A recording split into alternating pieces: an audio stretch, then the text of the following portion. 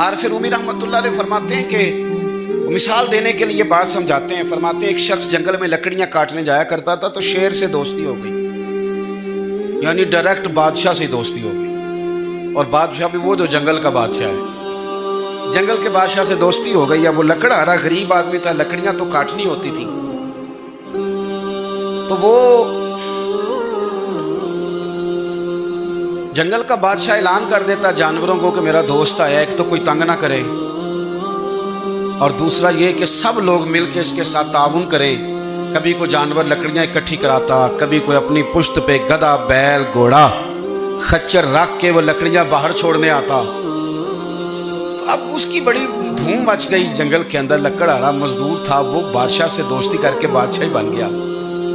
वो घर आके ना बीवी को अक्सर बताता कि मेरा एक दोस्त है, मैं जाता हूँ तो सारी पहले ही मखलूक खड़ी होती है मेरे इस्तकबाल के लिए। दोस्ती जो बड़े से हो गई है।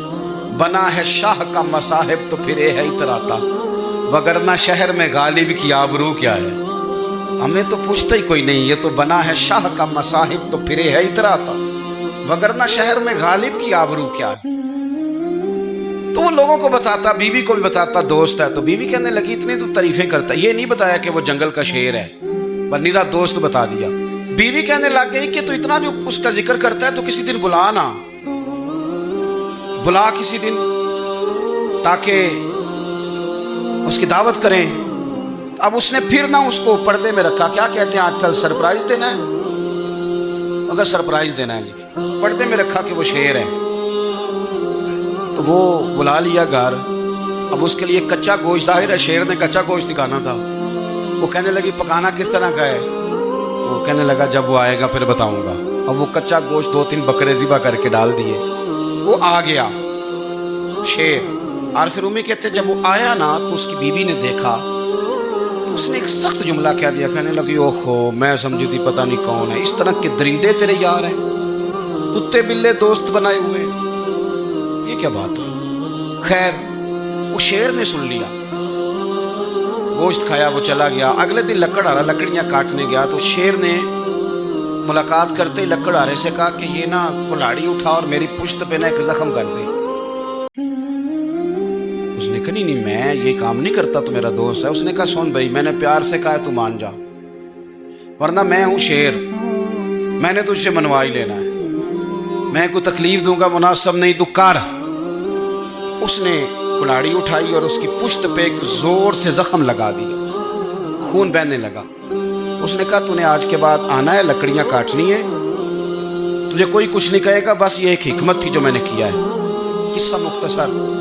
वो आता रहा, लकड़ियां मिलती रही, खिदमत भी होती रही। 6-8 माह गुजर गए। एक दिन शेर उससे कहने लगा ये मेरे जरा बाल उठा के देख, वो जो तूने जख्म लगाया था वो कहाँ पे है। उसने वो बाल उठा के देखा तो जख्म मिला ही नहीं, कई जगह पे टटोला का यार यहाँ था, यहाँ था, यहाँ था। शेर ने फिर क्या कमाल ही जुमला कहा।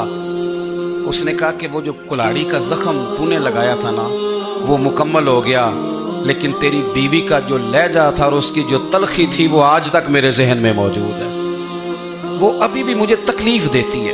तो बात सोचता हूँ मुझे उसने दरिंदा कहा, उसने मेरे बारे में इतने कच्चे और कमजोर और सख्त जुमले कहे, तो वो बात मुझे भूलती, वो आज भी मेरे जहन में उसी तरह गूंजती है। तलख जुमले जो उसने कहे और खौफनाक जो अंदाज उसने इख्तियार किया, वो बात मुझे कभी भी भूलती। तो आपके लफ्ज लोगों को भूल जाते हैं पर लहजा याद रहता है, अगर हम अपने लहजे पर थोड़ी तवज्जो ही कर लें। कुछ लोग कहते हैं जी मेरा जी रूटीन ही ये है बात करने की, तो ये याद रखना किसी वक्त ऐसा भी होता है कि शेर को सवा शेर मिल जाता है।